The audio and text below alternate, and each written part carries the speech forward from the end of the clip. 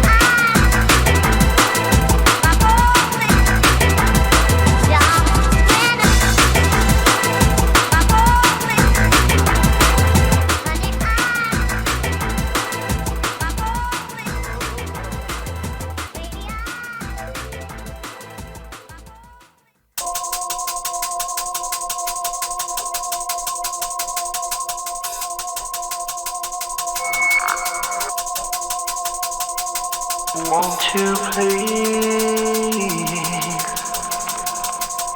I'm hurt now. Won't you please?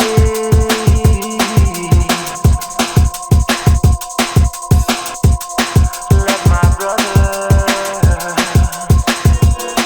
When I was listening to this the other day, because I've listened to it for ages, so I've only been playing out the Danny Bird version over about the last 10, 15 years. Yeah. It's better, really. I think it's better anyway. But I remembered starting to make this tune, and it was after talking to the promo company who did our promo, Main Source. And what was his name? That big guy who... Klaus, that's it. Klaus from Main Source used to... he made tunes, and I remember him kind of like sitting down with me and Chris and saying, "Yeah, your tunes are good and everything, but you need harder drums." So "Wishing Well" was the first tune after that conversation, and trying to step it up a bit. it was. And also, I just bought the Virus Access 1 synth, and that is the bass line on this comes from that synth, which you can probably hear if you know your gear. Yeah, nice. I sold it after it. I wish I hadn't sold it. It's really good.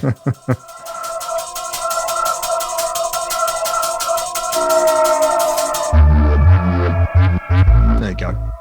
Yeah. Good old Access.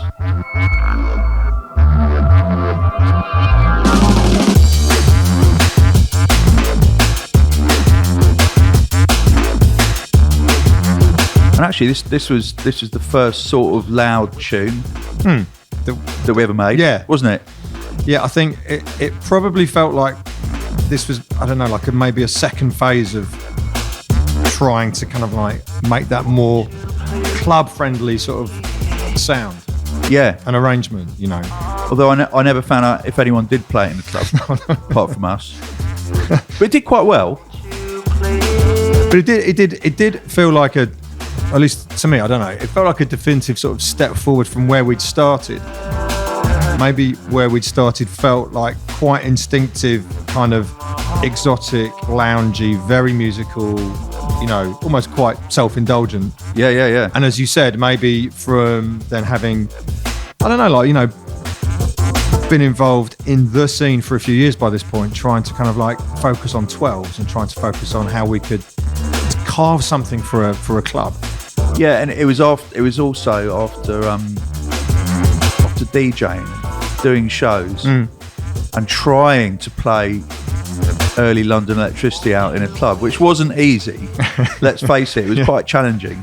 Went horribly wrong at times, but I think going back into the studio after that, you think, okay, I need to make something that's going to play out more easily. But it's also, of course, when we were DJing, it's one thing if we're playing exclusively our music or exclusively hospital music, but inevitably wanting to play stuff from Full Cycle and stuff, from Virus, and thinking, wow, okay, it's quite a difference here sonically between the productions.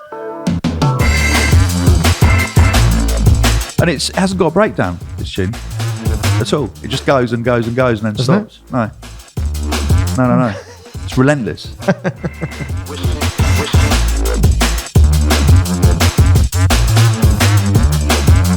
And the Danny Bird remix of this was an absolute moment, wasn't it?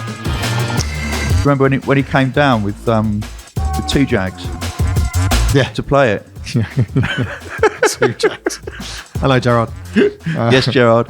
And it was just like, but Danny had spent about a year making it. Remember? But it was like, it was another. So I think would his remix of this been after his Brian McKnight? Yeah, it was Plastic Surgery 3. So it felt like another sort of significant moment for Danny. That was a really, really fantastic remix. Yeah, check it out if you don't know it. The Danny Bird remix of this tune, "Wishing Well." So, massive piece of our history. Right. So we had, just before this came out, we had released a single by an artist called Roots. Called Rob Delta, rather. Delta. Yeah. And just cue it up. There we go. Now, Rob Douter was a fascinating individual who made music unlike anybody else. So it's got a long intro. Check it out.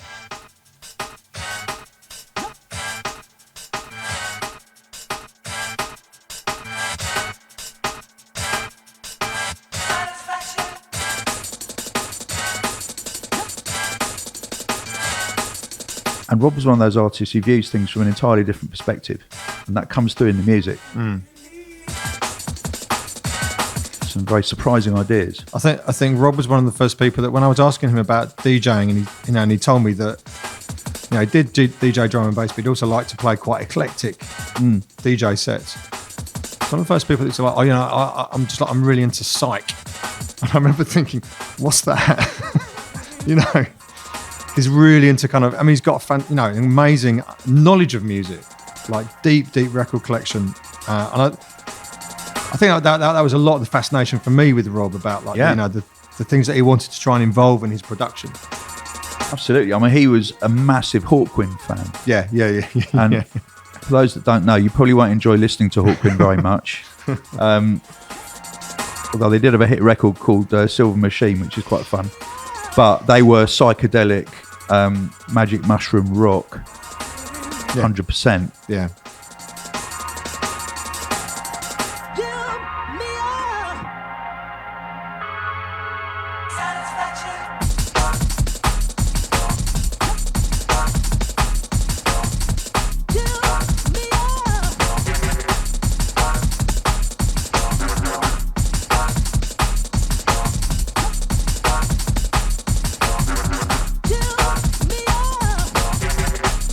Did Rob ever actually DJ for us?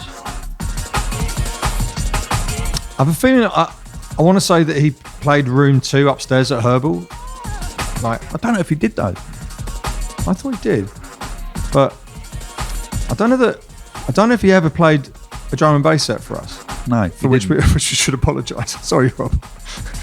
I guess because the thing was at the time, because we were so focused on Herbal, which was a bit like our residency with Amazure and Leanne, Tim Landslide, High Contrast, and Danny, and then emerging into as John and Matt Scientific joined, but also because it was it was a 9 till 3 club night, wasn't it? So there weren't lots of opportunities. There wasn't much time, and I would think a lot of the time, the DJs were playing 90 minutes or 2 hours. So it wasn't like a massive lineup, was it? There wasn't a lot of opportunities. Yeah. I can smell it, thinking about the club. I can actually smell that night. I won't go into what it smelled like. Particularly at the end of the night when the lights came on. It smelled creative. Let's put it that way. And so we had a routine, which we developed from the first night. We went to the Vietnamese restaurant. The Viet Ho. The Viet Ho. Still there. In Hoxton, which is up the road from Herbal. I always had catfish. Which would give me the most revolting burps about halfway through the night. So by about 1 a.m, the mixture of beer and catfish would start coming out while I was DJing, and anyone I was talking to would get a face full of catfish burps. It was disgusting. But it became like a lucky thing. Yeah. Didn't want to change it because the first night sold out. Yeah. Much to our surprise. Yeah, we became quite superstitious about that. I have a feeling there was one night that we went south down the road. Yeah. And I think we might have gone to a curry house, and everyone got I got really nervous about it. Yeah. Thinking this was the wrong thing to do. Yeah. And then became a thing where going to the Viet Ho before Herbal, it would be you and I with I and Tom and Tim and maybe a guest DJ.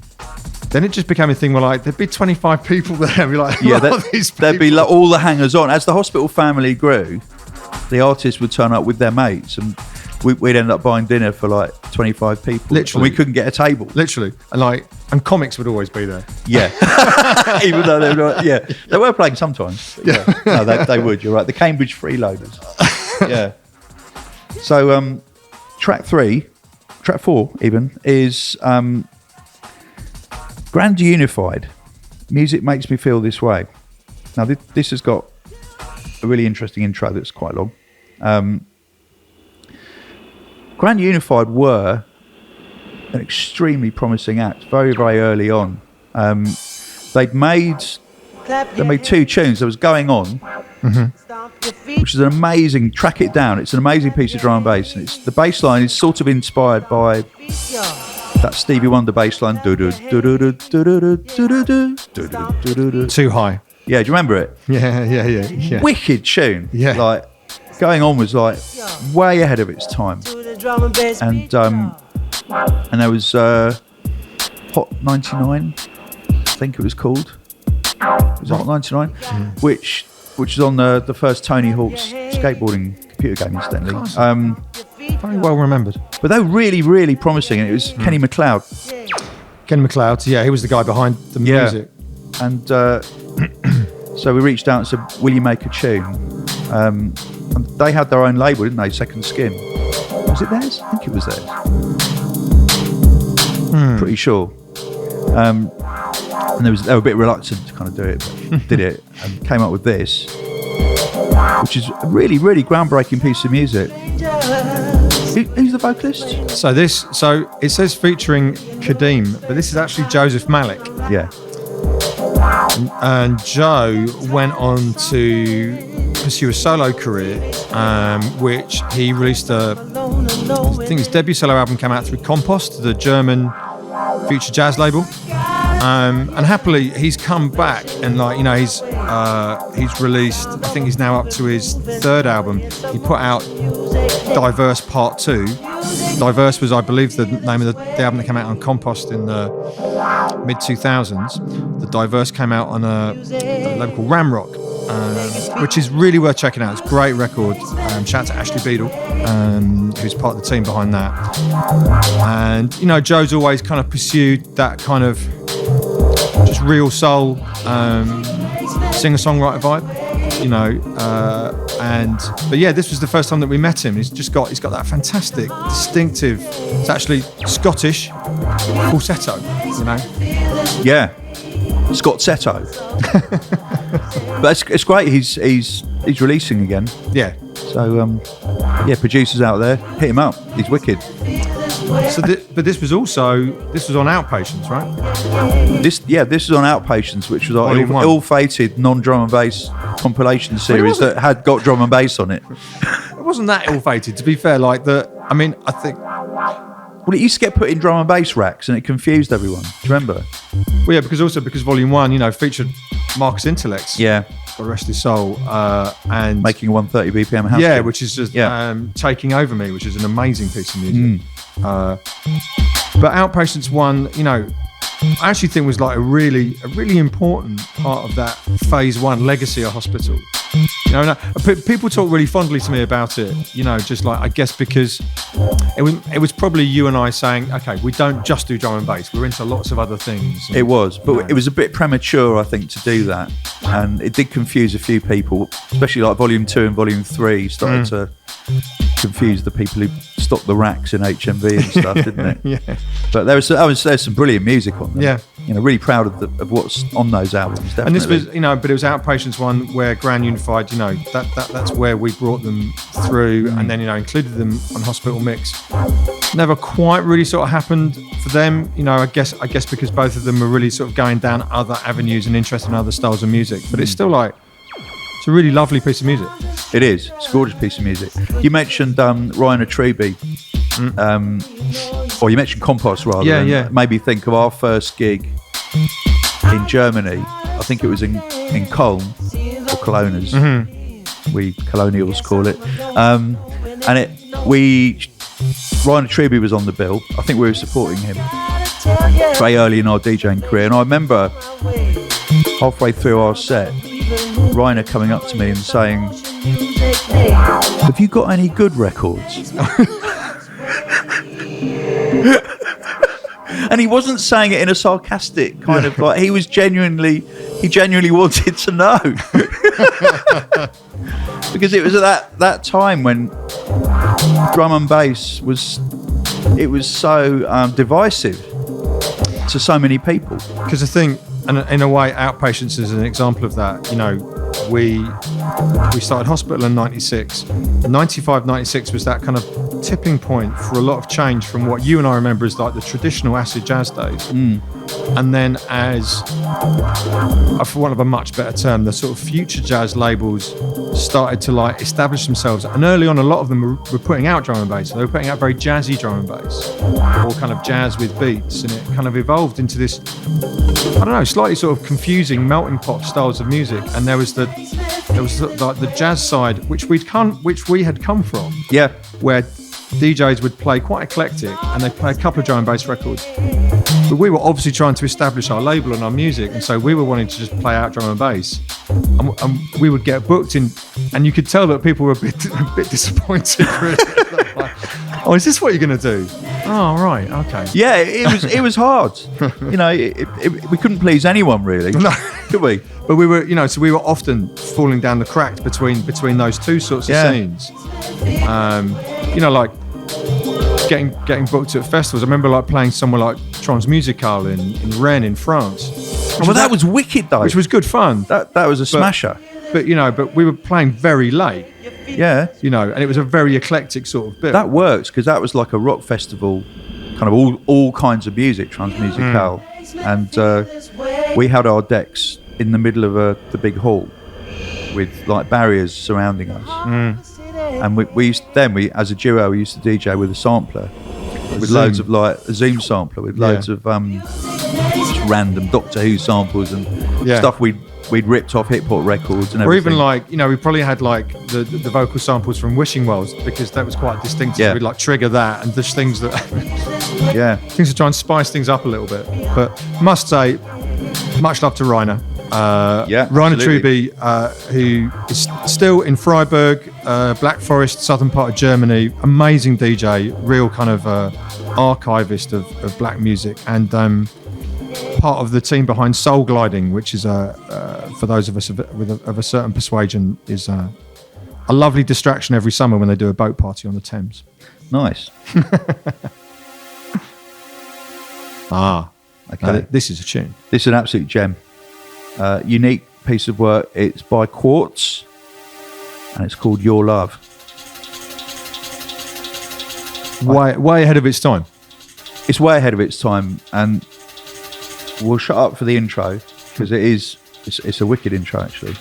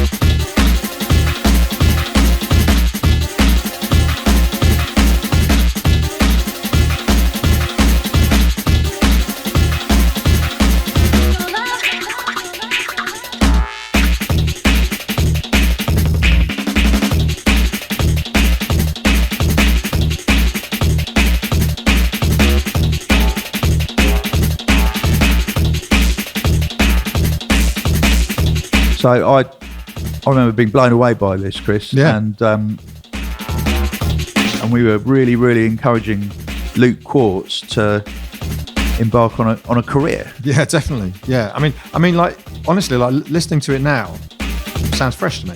Yeah. You know, he was in his own lane in terms of the drum and bass that he was making, and it just was really, really exciting to us. But he clearly wanted to do different things.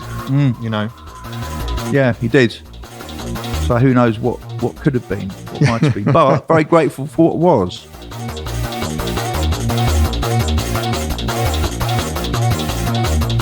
Second drop, wicked. Yeah.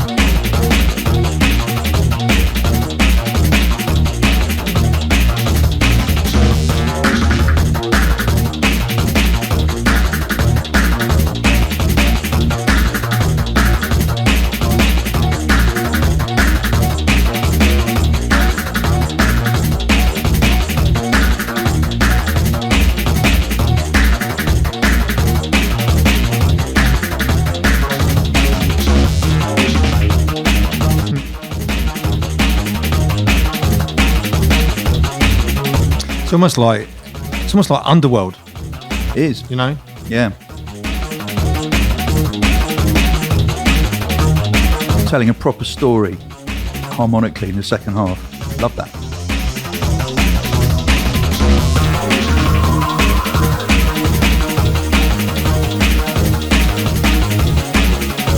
It is wicked when, like, particularly around this time when people weren't constrained by the conventions of drum and bass DJing structure. You know, Yeah. you just let yourself run free in the studio. Because I guess it was also, you know, I mean, there's only 14 tracks in the mix. This was back when drum and bass DJing was a slower kind of process. You know, my goodness, you would actually like get to the second breakdown and then start mixing. You know, Yeah. like, I do miss that. Yeah. No, it wasn't all double drops. So So you could really, really enjoy tracks like this. yeah, attention span wasn't really an issue, was it, in those days? Not that I'm accusing you, the listener, now of having an attention span problem. I would never do that. If you have got an attention span problem, you won't be listening now. You'll have given up. Yeah, probably true.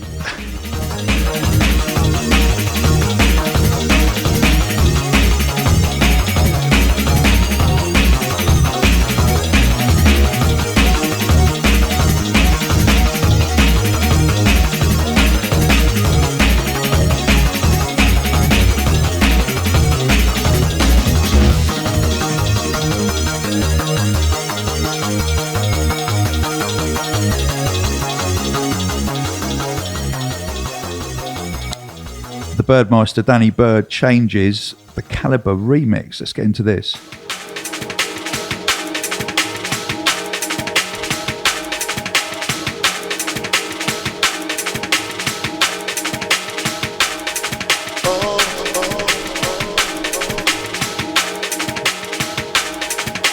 Thank you very much.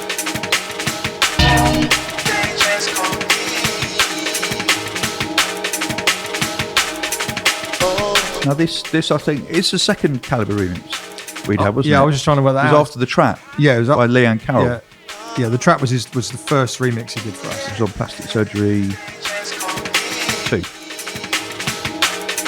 Yeah, Yeah. And changes was kind of Danny. It was a huge record for Danny, wasn't it? Do it again and then changes in quick succession.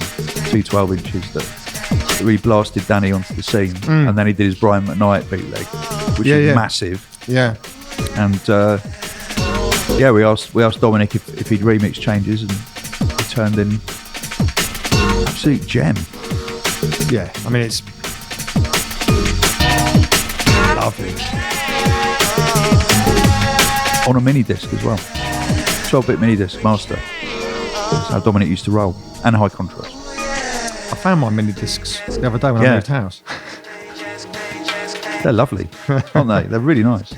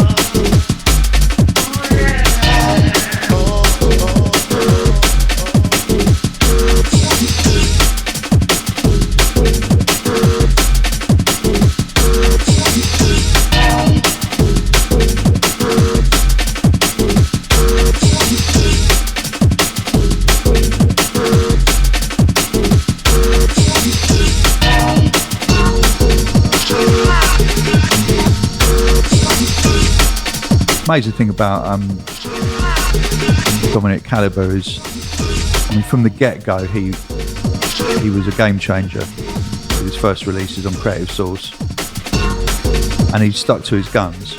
Yeah, and he's carved out his own unique genre, his own which universe. is Calibre. Yeah, absolutely. Yeah, and just incredibly consistent. So obviously he's done, and he's done more than just the drum and bass, but I mean, I think he's still releasing the Shelf Life compilations. Yeah, there's a new one recently came out. There's my number goodness, 7. there's It's so fantastic. much music. It's like it's in a 6 or 7, yeah. huge archive and legacy. And one of Dom's favourite albums for me is the Dominic Martin album Valentia, which went under a lot of radars, but it's fantastic. You should check it out if you don't know. If you want to see the other side of Calibre, check out his solo album Valentia. It's brilliant, absolutely brilliant.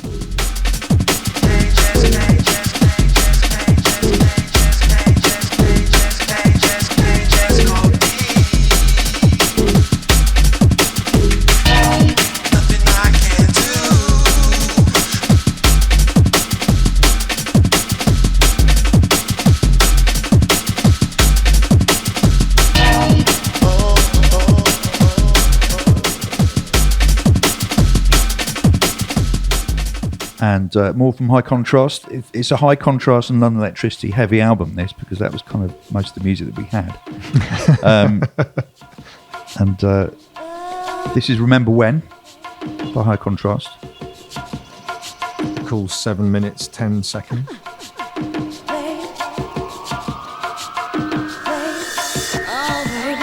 And all of these High Contrast tracks were on the very first mini disc that he presented us.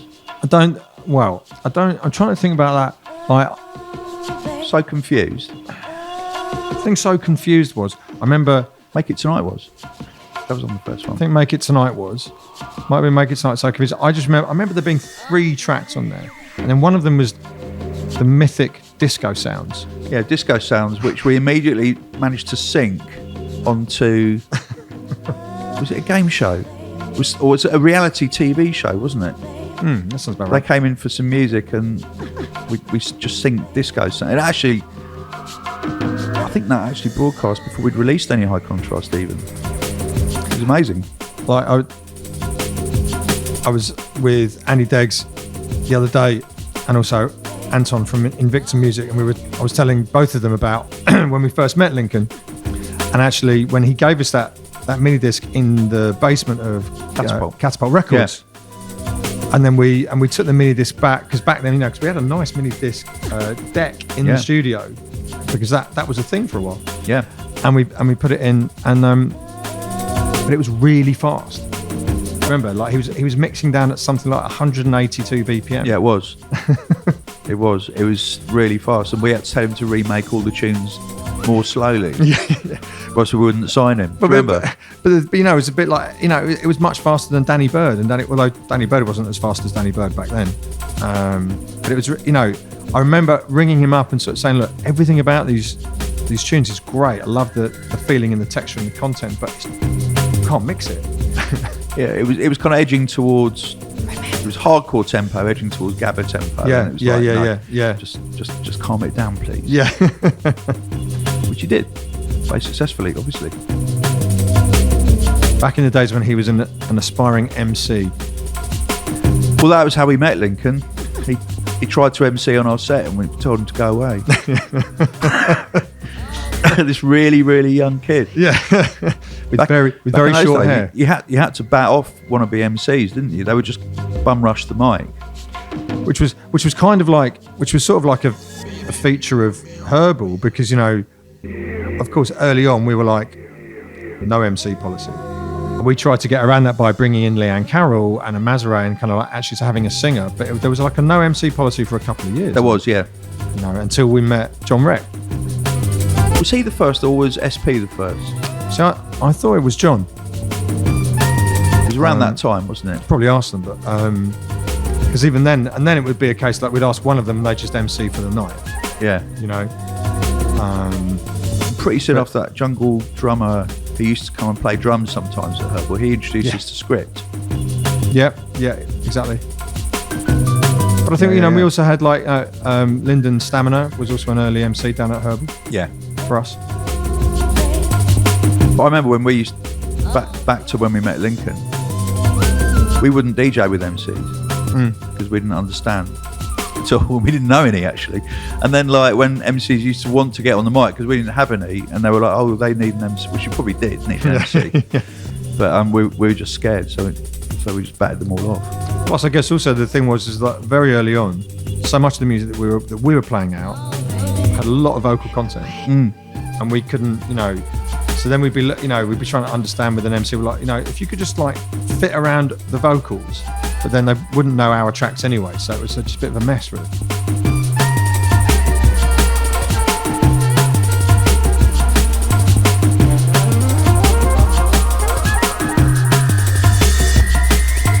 Remember when we went to see Lincoln's studio, which was a spare room in his mum and dad's house, and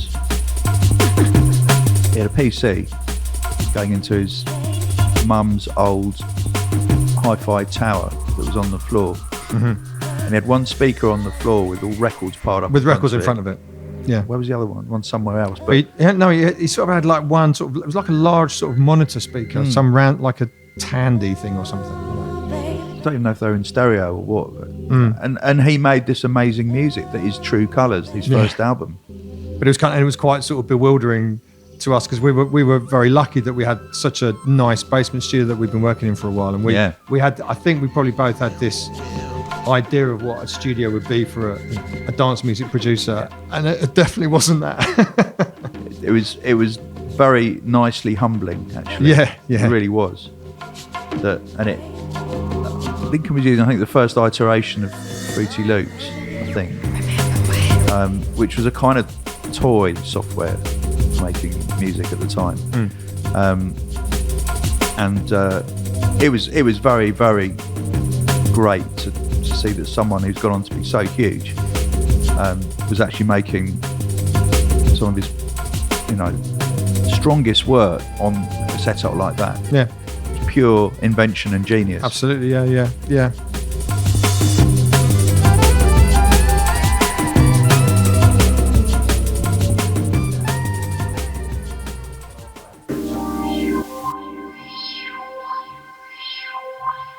And also from the very early high contrast demos, So Confused, which was a B-side.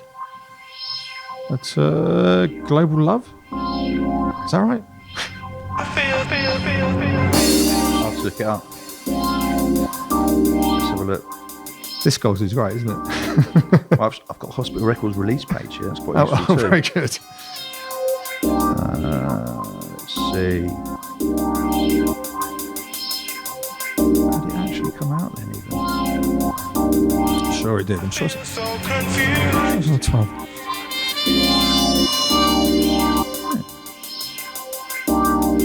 I think it was about to come out. I thought it was the flip of Global Love. There were two Global Love 12s. Global Love came out after. I'm needing something more.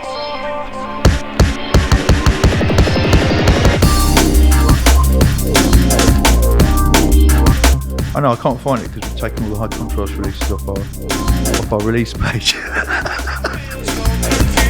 well, I've got it here. R.I.P.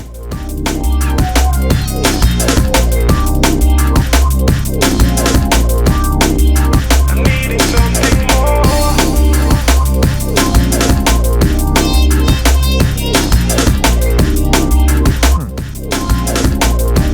No, it's not on the flip of Global Love. So it's the B side of Return of Forever. Yeah, so we start this on as a unreleased exclusive on Hospital Mix, didn't we? Yeah.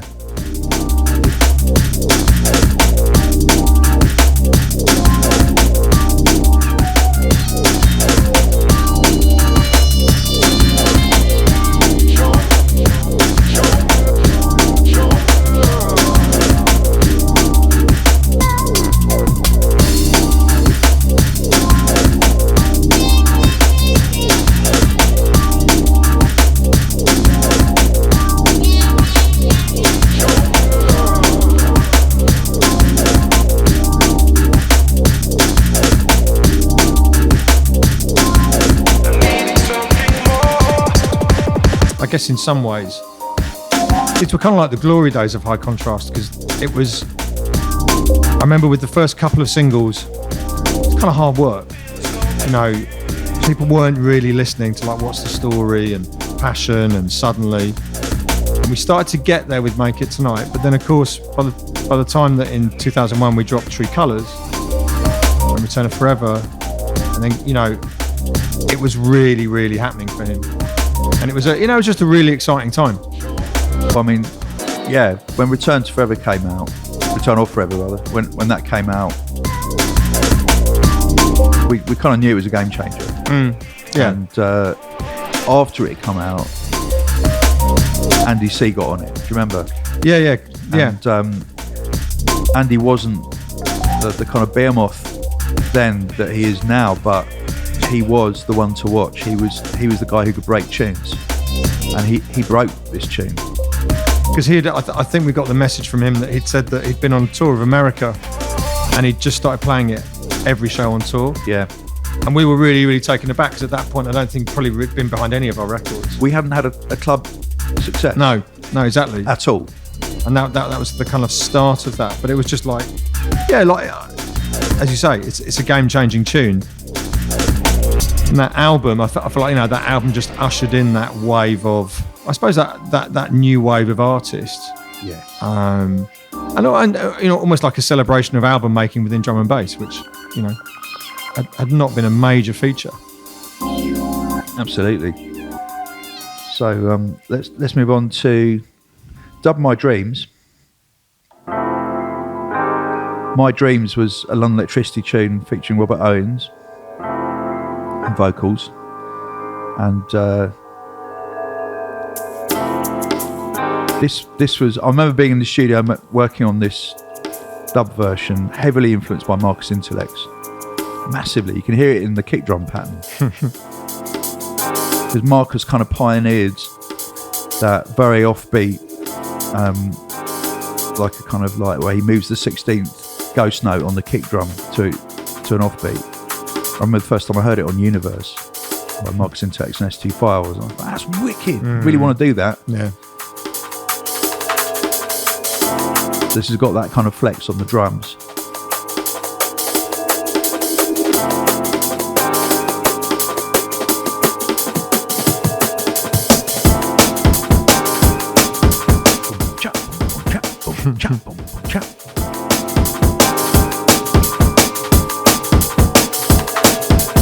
And this was the B-side of the original 12, right? Yeah, it was. And then the remix 12 came a little later. Yeah. I'm searching for the other side.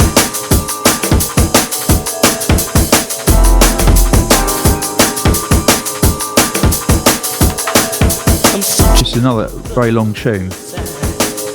It's actually quite good the way it progresses. I quite like the kind of progression, the story it tells.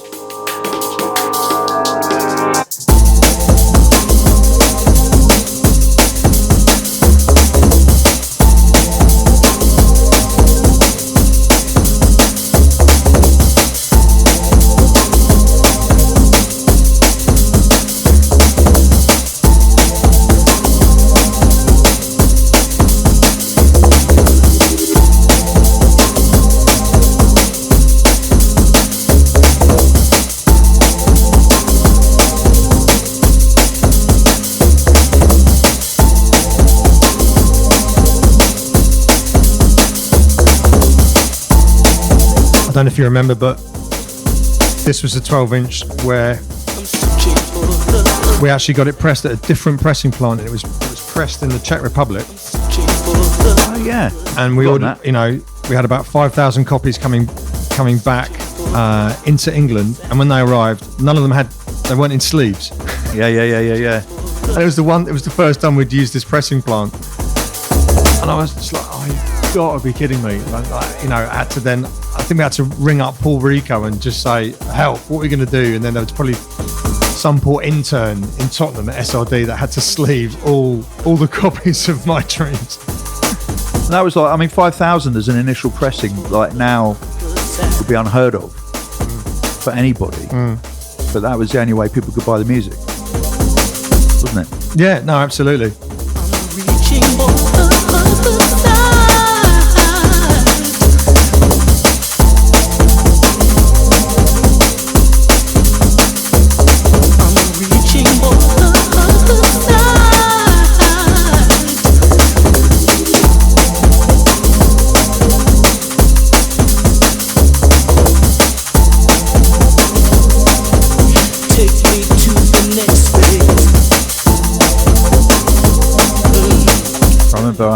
Recording this and making it on, it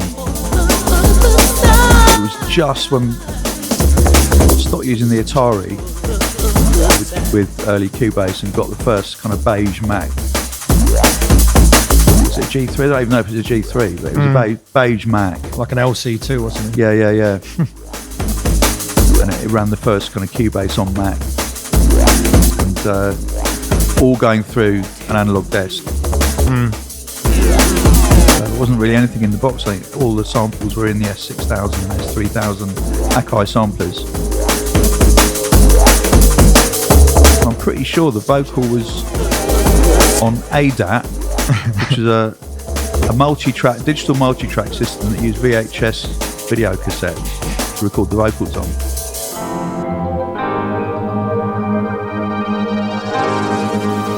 But it all worked, which is amazing. And would it have been mastered on to quarter-inch tape, or had we got past that by then? No, I was still mastering onto quarter-inch tape because I was stubbornly determined to keep it analog as much as possible. Yeah.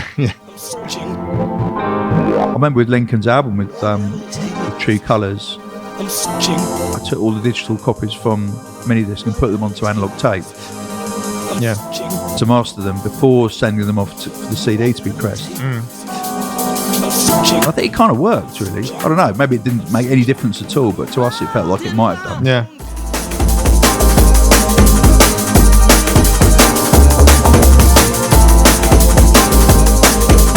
I mean, we've spoken about it before, but obviously it felt like such an achievement to be working with someone of the history and stature of Robert Owens. We both grew up listening to some of that early Chicago house music and tunes like Bring Down the Walls, and then actually having Robert in our studio, just being Robert, was a well, I don't use the word legend very often, but he is a legend. 100%. Yeah. A vocal legend of house music, and yeah, it was spine tingling. It really was. Yeah. meant the absolute world to us. It really did.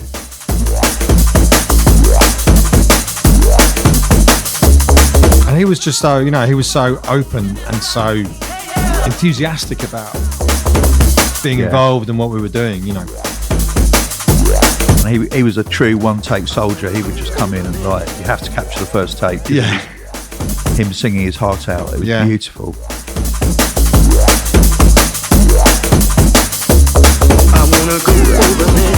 Okay, and quite an oddity in the High Contrast back catalogue, Mermaid Scar. Which later Lincoln said that he actually made it hoping it would come out on Metalheads. That's right, yeah. And he was kind of gutted when we wouldn't let him release anything on Metalheads or V. Because we told him he had to be exclusive.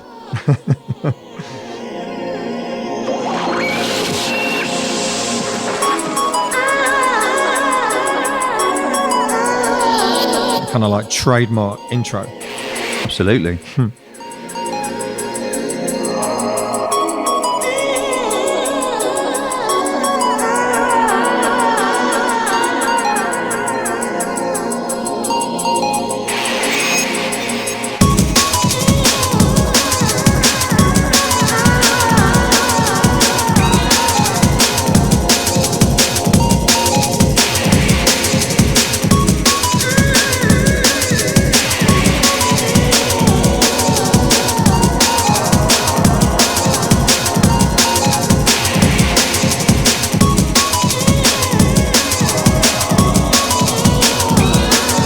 And I remember then trying to play this out, and it was too hard. It was too hardcore, and I didn't really understand how to DJ with it, so I didn't. Tried once at Herbal and failed. Didn't know what I was doing. And you hear it now, and it sounds really nice and gentle, doesn't it? Yeah. Quite soulful.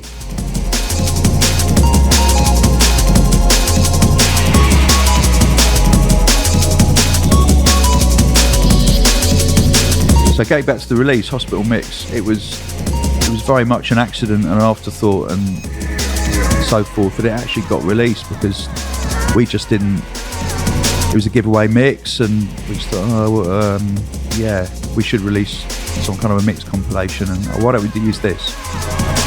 Yeah, okay, won't work. Yeah. We were convinced it wasn't going to work, and it flew. It absolutely flew. And I mean, like the artwork. The artwork was basically, it was a mailer. We used to hand stamp our faxes and our mailers back in those days. And it was just like, I just scanned the mailer with a stamp on a little bit of masking tape and just hand wrote that, put the words on. It must have taken at least 10 minutes. That was it. Yeah. And it actually went on to be our best-selling album, certainly on physical product of all time. Yeah. And it kept going, and we decided, because it did well, we decided every year we'd do one. And so Hospital Mix 2 came out. Was that Tomahawk Mix that? The Scientific? No. I want to say Newtone. Was that 2? I'm gonna look on. I can't remember anyway. So when part 2 came out, Hospital Mix 1 started selling even more again than part 2 did, and it was like this year in, year out. But of course, one of the key things about it was that this was a CD that sold for £5. Now, 20 years ago, that was quite a big deal because back then CDs were still relatively expensive. I mean, they were probably 15 quid. Yeah, they were 17 quid. Yeah, and it was like and it was a strategy that had been, like Moving Shadow were one of the first to do this, and they ended up doing like 99p CD mixes, and we thought we couldn't go there, but we'd do a £5. But it was a strategy, wasn't it? It became a strategy. It was an experiment that turned into a strategy, and our strategy was to do it last week of January because everyone had spent all their money at Christmas and they didn't have much money, so a £5 would be appealing, and it was. Yeah, it was amazing. It actually worked. So every year we did this for 8 years. I think we got. I'm literally looking now. We got up to 8. I think. Yeah, mix 8. Yeah, number 2. Did number 2 not even have a?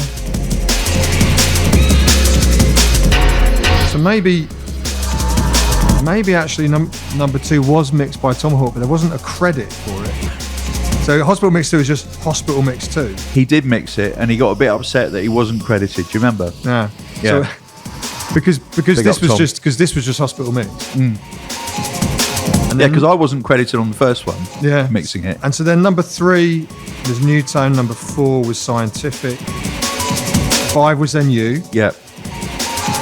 6 Scientific again. 7 Danny Bird. And yeah. 8 was Logistics. I've forgotten that. And that was the series. Yeah. Because by then we'd got up to 2009, and then in 2010 we actually for the first time did a hospitality drum and bass mix compilation. Yeah, that's what took over, wasn't it? So Hospital Mix was all about like the 2000s. So the second track from Delta now, Submerge, which is the flip side to the Roots 12-inch.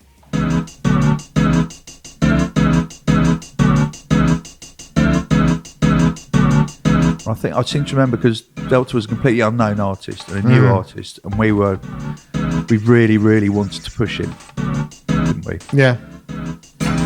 Well, because I think at that point, we were still at this point we had brought on Lincoln and Danny, but at that point, really, that was the roster, wasn't it? Yeah. So it was still relatively small, and we were really keen to try, and we were really looking for those new artists. Because in fact, bringing on Lincoln and Danny had gone so incredibly well. We were then thinking, okay, so like let's find a couple more of them. But it wasn't meant to be with Rob. Obviously Luke Quartz didn't really, just wanted to go and do different things. So, but we did go through a phase of having some really interesting one-offs. Like there was Dagger, Laughing Gas, which was a brilliant tune, brilliant 12-inch, and Clute. Yep. As well. Sebadox. Yep. Some of those earlier one-off 12s are absolutely classic on Hospital, actually.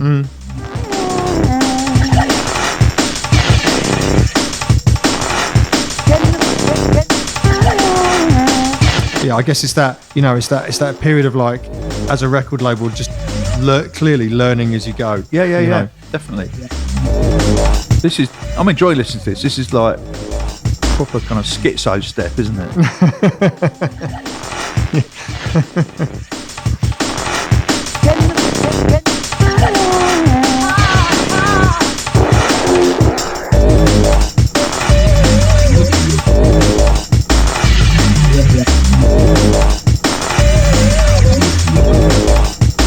I guess one of the great things about the Hospital Mix series was that, as we said, once we got to volume 3 and it was mixed by New Tone, and we'd never done anything like that before, and then we realised that it was then an opportunity to push the artists as DJs, relate that to hospitality, start to, on behalf of like not just yourself but Dan, and John and Matt, and then to like add that into the kind of like scheme of what we were doing, and it related really neatly to hospitality at Herbal. And then as we grew out of that and grew into other club residencies and Heaven, and and it just became a bit, for the whole 2000s, it was like a real benchmark of the release year. Yeah, this was the very, very beginning of thinking like that, wasn't it? Kind of linking everything together. Bop.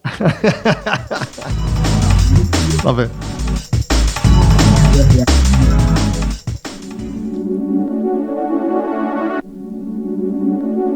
Okay, Houston, we have no problem. Actually, was an exclusive for this album, and it got that name because it was originally a bootleg of Whitney Houston. Which tune was it by her? I want to say, I think it was called Fine. Fine, yeah. And we wanted to have some exclusive on this, so I think when I mixed it down, I'd mix down the instrumental anyway, because I used to always do that with vocal tracks. And we just listened to it and thought, yeah, okay. That'll work. Yeah, call it Houston, we have no problem. Whitney, we have no problem. Of course. Rest in peace. And Duncan Winslow recently put this on Selection, didn't he? Yeah, he did. Came out last year. Yeah. A classic Symptoms.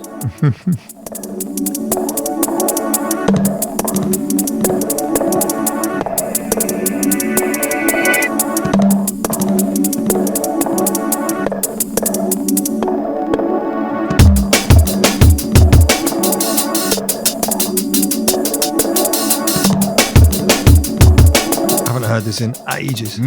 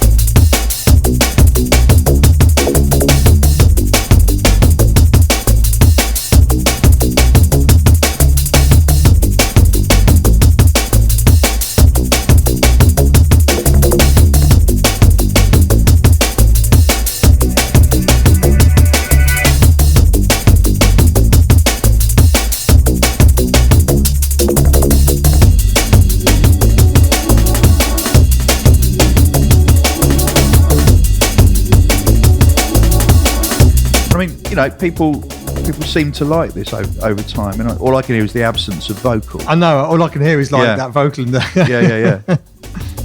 It's like I can't enjoy alcohol-free beer because all I can taste is the absence of alcohol. The absence of Whitney. Yeah. So anyway, it goes on like this for ages. And then we put the Total Science remix of My Dreams featuring Robert Owens on, which was a game changer for us, getting Total Science to do something for Hospital Records. What you probably don't know is that at the time, unless you're really old like us, at the time, Total Science dominated the entire drum and bass industry. Apart from the fact that every other release in drum and bass was by them on every label. But they were so prolific. Yeah, they were ubiquitous. And they really kind of cemented and drove forward at loads of different angles of drum and bass. It was quite remarkable. So massive shout to Quiff and Paul. And they're still smashing it with CIA to this day, their record label. I remember asking them to do the remix, and they said yes. And I think DJ Lee gave us that at Swerve. Right, really? Yeah. Yeah. He had the dat and he gave it to us, and he was like, he had a knowing wink in his eye. He was like, you're going to like this. It was amazing.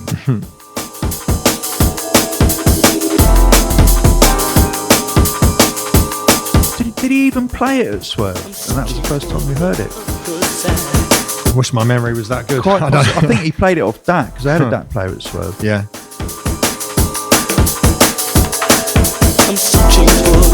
That with these tiny little digital cassettes that everyone mastered on for ages. I wish, to be fair, you couldn't beat mix. Couldn't beat mix of that. No, you just press play. Yeah. It wasn't designed for DJing. No. Needs must.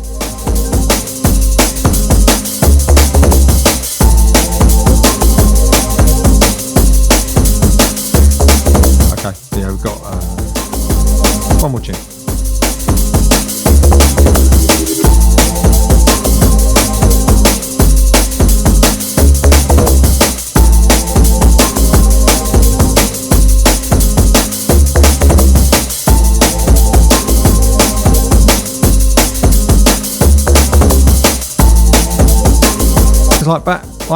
Back in those days at hospital, we didn't really go in for loads and loads of remixes.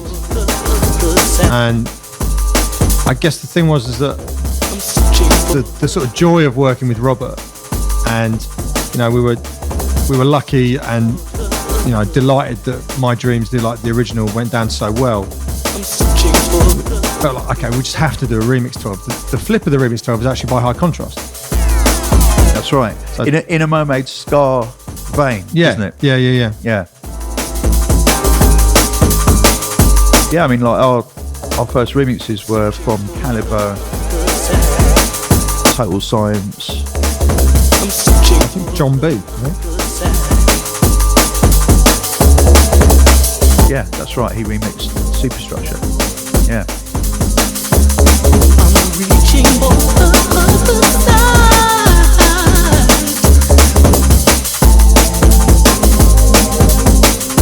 Not that bad.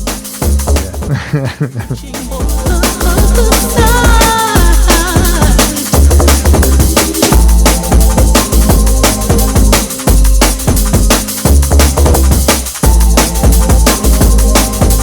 Take me to the next phase.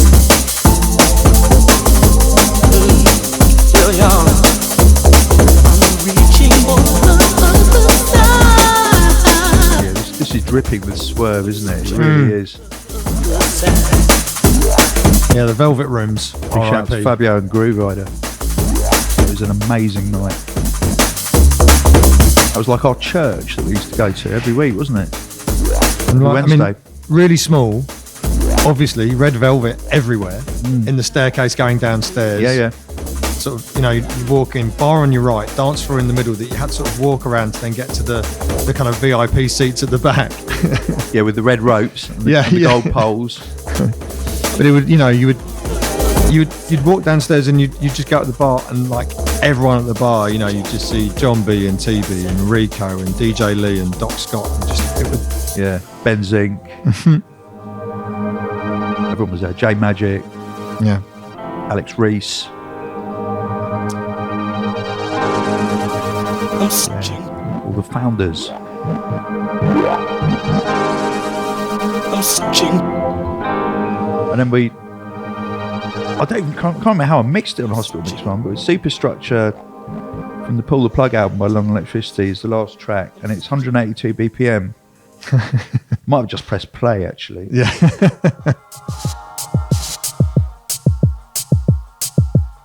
And this tune was really produced by Landslide, who was kind of assistant on Pull the Plug. So it's got the Landslide sound.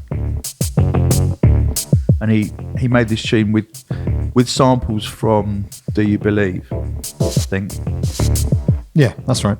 Yeah.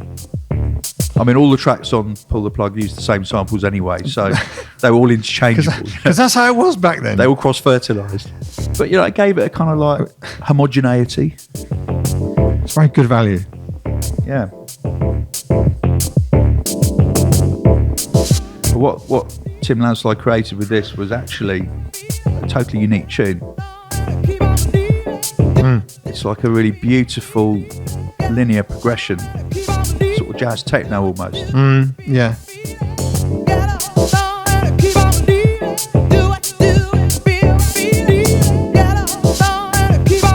Tim Landslide, someone else clearly way ahead of his time, sort of pre what everyone called broken beat. Yeah. Making this like amazing kind of hybrid music, very bossa nova and jazz influenced, but just unique and really on his own trip.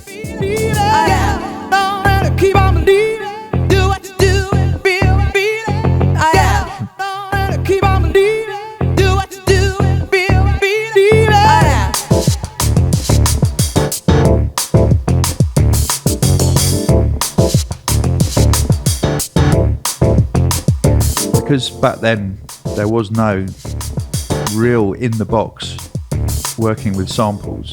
It was all using samplers, whether those were like Ensoniq or Akai or Roland. The game-changing software that came along was called Recycle, and with Recycle you could load a sample and it would chop it up into its component parts. Something that doesn't sound amazing these days, but when it came along it was revolutionary. And it meant that you could take a loop or a drum loop or a vocal or anything, chop it into its component slices and allocate each slice to a different note on your keyboard.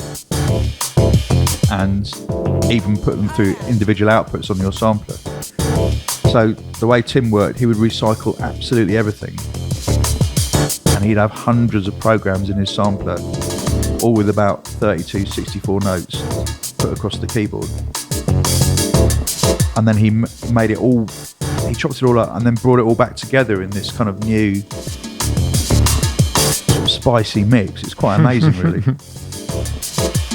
Also really helped that, of course, he's a drummer and a percussionist. And so that, you know, he had that instinct for programming that, you know, based on what you were explaining, lent itself to this really unique pattern that he could then develop. And this is a great example.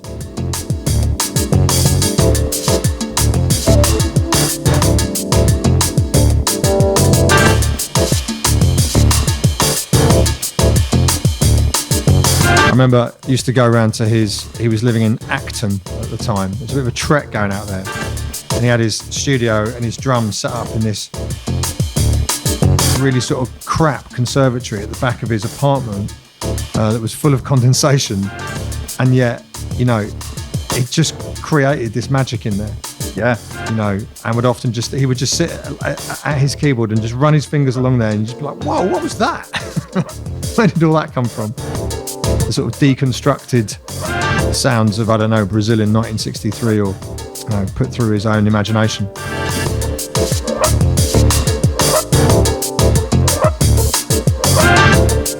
So there you go. That is a journey through Hospital Mix 1.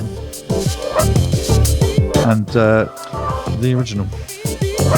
quite an interesting mix of tracks. I mean, that was all we had, Yeah. really, at the time, wasn't it? Yeah. You know, but it's a piece of our history, and it worked. It's a nice little glimpse into how music was made then and how we operated as a label.